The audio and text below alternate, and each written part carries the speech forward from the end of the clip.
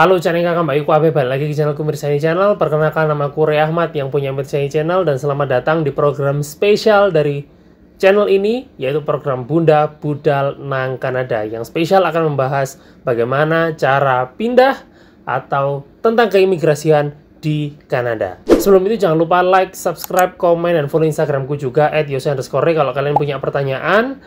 Untuk di video kali ini aku akan membahas perbedaan antara education consultant versus immigration consultant, and let's begin.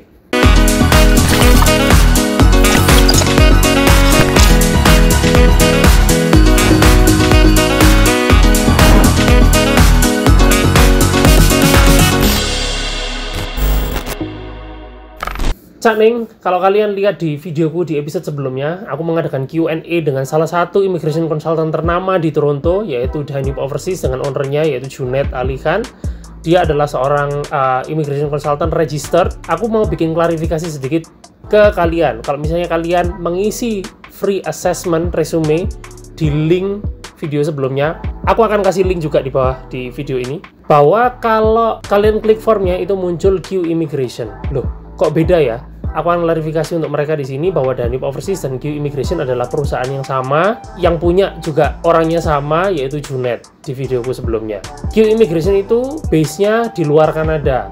Jadi, bukan toko, maksudnya kantornya ada di Dubai, ada di Iran, sama ada partnership di Australia, dan lain sebagainya.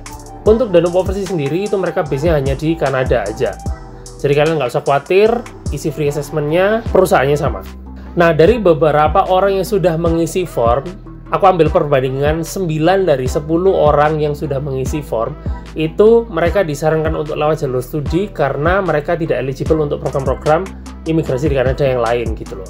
Nah, satu orang ini sisanya, itu ketika kontak Danube Overseas, dia malah eligible untuk program Provincial Nominee Program di salah satu provinsi di Kanada.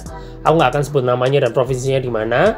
Yang jelas, cerita menariknya, orang ini sudah pernah konsultasi di salah satu, bilangnya sih immigration specialist di Indonesia, dan mereka hanya disarankan untuk ikut express entry dengan membayar 10.000 US dollar, yang menurut aku sangat tidak masuk akal. Aku nggak tahu hitungan 10.000 itu dari mana, dan itu pun teman kita yang satu ini disuruh untuk meningkatkan nilai IELTS. Di sisi lain, dengan Danube Overseas, dengan dia ikut free assessment yang aku berikan, dia eligible untuk program Provincial Nominee Program yang tidak terlalu memberatkan ke IELTS. Karena apa?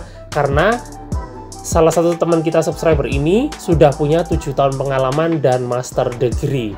Udah kelihatan ya, salah satu positifnya kenapa kok harus pilih immigration consultant yang ada di negara tersebut, yang ada di Kanada. Balik lagi ke 9 orang yang studi ini tadi ya. 9 orang yang studi ini tadi juga beberapa yang DM aku, tanya aku, Mas saranin agent, Ray saranin agent, agen. Nah, di sini aku akan kasih tahu ke kalian bedanya. Agen ini ada banyak, tapi akan aku spesifikkan, akan aku kerucutkan menjadi 2 tipe agen. Yang pertama yaitu education consultant, dan yang kedua adalah immigration consultant yang akan aku bahas setelah ini. Tapi sebelum itu jangan lupa subscribe buat dukung video ini. Teman-teman, akan aku kasih overview dulu sebelumnya. Education consultant dan immigration consultant ini mereka adalah sama-sama, harus kita sepakati dulu, adalah sama-sama penawar jasa. Mereka menawarkan jasa untuk menguruskan dokumen kalian untuk masuk ke Kanada. Perbedaannya apa? Mari kita kupas satu-satu dari education consultant dulu ya.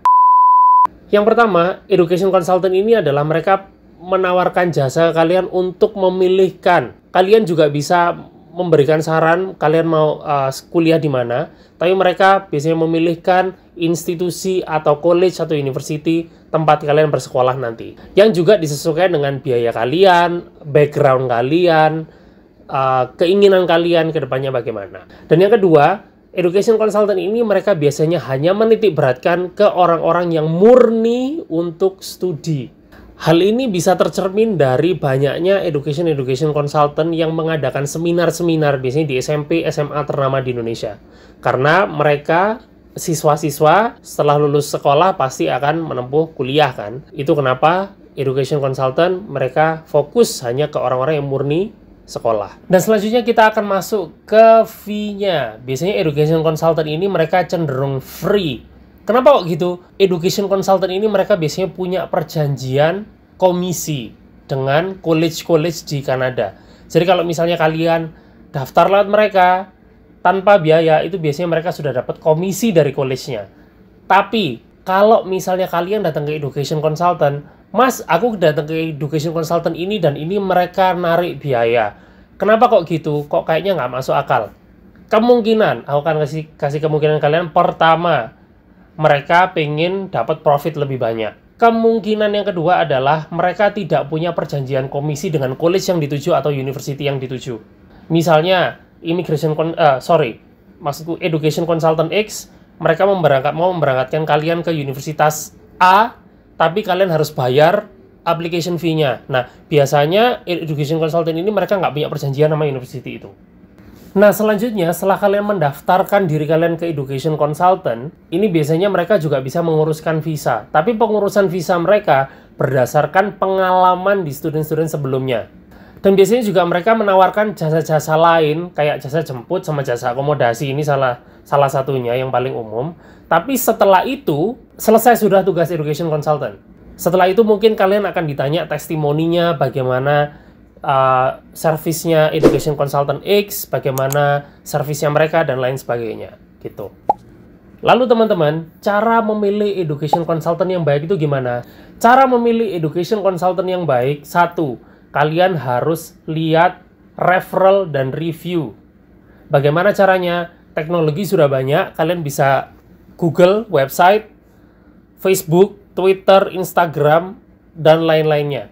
Lihat, cari berapa banyak student yang mereka berangkatkan, dan goal aplikasinya.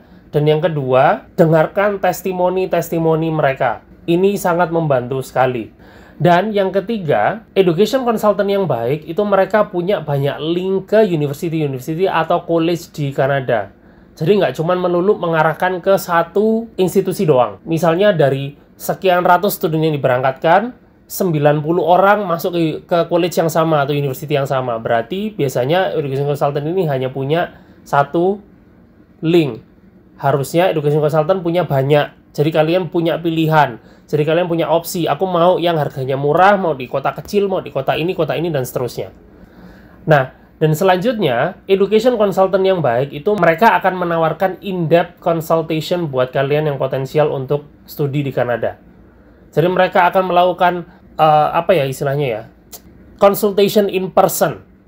Consultation in person itu biar education consultant tahu kasusmu, kamu juga tahu education consultant itu seperti apa. Dan buat kalian yang ingin menggunakan jasa education consultant, kalau sudah masuk tahap in-depth conversation atau in-depth consultation, buka semuanya, tanya semuanya. Jadi, kalian jangan menutup-nutupi kasus kalian, tapi kalian juga harus tanya sedetil mungkin tentang education consultant tersebut. Selanjutnya aku akan membahas tentang immigration consultant, teman-teman. Tapi sebelum aku membahas immigration consultant, jangan lupa like video ini buat kalian yang belum nge-like. Poin pertama dari immigration consultant ini adalah mereka cakupannya lebih luas dari education consultant. Cakupannya maksudnya apa? Mereka lebih ngerti stream-stream atau jalur-jalur imigrasi di satu negara. Taruhlah immigration consultant di Kanada, mereka wajib ngerti provincial nominee program, PR lewat jalur studi, PR lewat jalur ini, jalur itu, jalur dan lain sebagainya. Mereka lebih tahu dan cakupannya mereka lebih luas karena hubungan mereka adalah dengan legal atau undang-undang keimigrasian yang ada di Kanada. Itu kenapa kalau kalian lihat immigration consultant mereka semua berlisensi. Lah terus, Ray, bisa nggak immigration consultant ini ngurusin studi? Bisa. Tapi kamu harus bayar jasanya mereka karena mereka tidak bekerja for free. Dan kadang-kadang mereka, immigration consultant ini, kadang-kadang juga tidak punya perjanjian dengan college tertentu. Ada yang punya kerjasama, ada yang tidak. Itu makanya mereka pukul rata, kamu harus bayar jasanya mereka. Tapi, dengan kamu membayar jasa immigration consultant, in case misalnya visamu ditolak, immigration consultant bisa mengeluarkan statement ke kamu resmi kenapa kok visamu ditolak, dan cara memperbaiki dokumen yang bermasalah. Fee-nya berapa? Kalau fee itu bermacam-macam. Aku cuma bisa bilang di sini fee untuk konsultasi. Ya ingat, konsultasi bukan apply, bukan apapun. Konsultasi. Konsultasi itu kalian duduk berdua, ngomong in person. 1 jam, ada yang menghargai $75 atau Rp750.000 sampai 2 juta. 2 juta rupiah per jam. Itu hanya konsultasi. Tapi kalau kalian mau apply, misalnya study permit atau work permit, mereka bisa nge-charge lebih dari itu. $500 sampai $2.000. Nah, jadi buat teman-teman yang nonton video ini, kalau tujuan ke Kanadanya untuk PR, immigration consultant ini adalah salah satu solusi yang tepat, karena mereka lebih mengerti, again aku sebutin lagi, mereka lebih mengerti jalur-jalur imigrasi. Cocoknya di mana? Dihubungkan dengan pengalamanmu sebelumnya, background edukasimu sebelumnya, dihubungkan dengan kondisimu di Kanada sekarang. Mereka lebih tahu kamu harus masuk ke jalur yang mana. Sekarang aku akan jelasin contoh kasusnya ya, tentang immigration consultant ini. Jadi ada temanku orang Iran, tak kasih tahu dulu backgroundnya. Dia punya master, dia rencana untuk PR ke Kanada, dan hanya rencananya ambil college, biar dapat postgraduate work permit, habis itu kerja dan dapat PR. Nah, ketika dia apply ke education consultant-nya di Iran, education consultant-nya bilang masternya nggak usah dicantumin.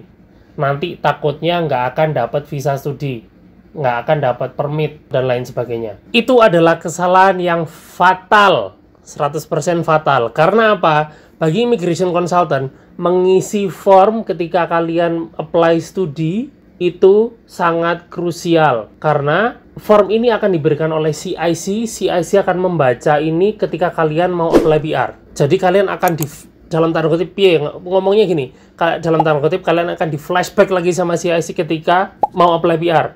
Misalnya kalian punya master tapi nggak dicantumin. Ketika apply PR di depan CIC, kalian jangan pernah nyantumin lagi, jangan pernah sebutin lagi. Nah, kan rugi toh. Harusnya dari awal kalian sebutin kalau kalian punya master, kalian punya PhD. Karena itu akan menjadi poin lebih di depan CIC. Ini adalah poin penting yang selalu dititik beratkan oleh setiap immigration consultant yang ada di Kanada.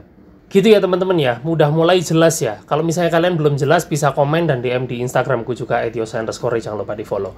Jadi, immigration consultant ini bisa membimbing kalian dari awal sekali sampai setelah PR. Sedangkan education consultant tadi sudah tahu, hanya sampai kamu datang Kanada, kuliah selesai, gitu. Nah, selain itu, immigration consultant itu juga bisa mengarahkan kalian, misalnya kalian punya kemampuan yang bisa diarahkan untuk program provincial nominee, mereka akan menyarankan kalian untuk datang ke provinsi sana, kuliah di provinsi tersebut, apply dari provinsi tersebut sesuai dengan provincial nominee program qualification-nya. Jadi kalian bisa mengerti dari awal provinsi mana yang cocok buat kalian lewat konsultasi dari immigration consultant ini. Jangan sampai kalian ujung-ujungnya datang ke Ontario, tahu-tahu nggak bisa dapat PR, akhirnya pindah ke provinsi yang lain. 1 sudah wasting time, 2 sudah wasting money. Jadi dari awal mereka akan menyarankan, oh ini loh, menurut dari sejarahmu, kamu bisa cocok di provinsi Newfoundland, kamu bisa cocok di provinsi Nova Scotia dengan skillmu yang sudah kamu punyai. Jadi kamu dari awal sudah masuk di provinsi tersebut, kuliah di sana, kerja di sana, apply-nya provincial nominee program yang cenderung tidak memberatkan seperti express entry.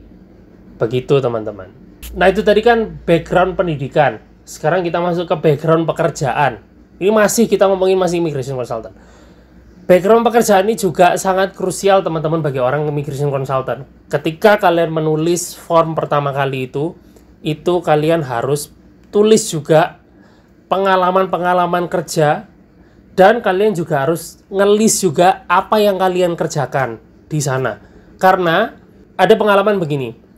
Pengalaman di Indonesia dengan title, dengan jabatan tertentu, itu tidak termasuk skill worker di Kanada. Tapi, apa yang mereka lakukan di Indonesia, bukan title-nya ya, tapi apa yang mereka lakukan di Indonesia, itu bisa jadi skill worker di Kanada. Yang ini yang terakhir keunggulan dari immigration consultant ya. Immigration consulting buat kalian yang sudah menikah, couple, suami istri, immigration consultant bisa menguruskan studi permit plus work permit untuk pasangan kalian. Sedangkan education consultant, mereka, aku bilang, tidak bisa. Loh mas, education consultant ini bisa. Again, permit itu adalah bagian dari legal, undang-undang. Immigration consultant adalah wadah yang tepat untuk kalian untuk ngurus masalah perundang-undangan, perizinan, dan lain sebagainya. Kalau misalnya, kalau lancar-lancar silakan. Kalau ada apa-apa, kalau harus ada orang yang tanggung jawab, karena itu adalah masa depan kalian. Berangkat ke Kanada, ingat kalian sudah keluar banyak, kalian sudah investasi banyak tenaga, uang, waktu, dan lain sebagainya. Kalau bisa datang ke sini lancar, kalian bisa pilih sendiri. Enakan mana? Pilihan kalian. Aku sudah memberikan sisi positifnya, sisi enak, nggak enaknya, baik buruknya. Kalian sendiri yang memilih. Like, comment, subscribe. Buat kalian yang belum, follow Instagramku juga di @yoso_re. I'll see you guys on the next episode of Bunda Budal nang Kanada. Stay extreme, stay positive.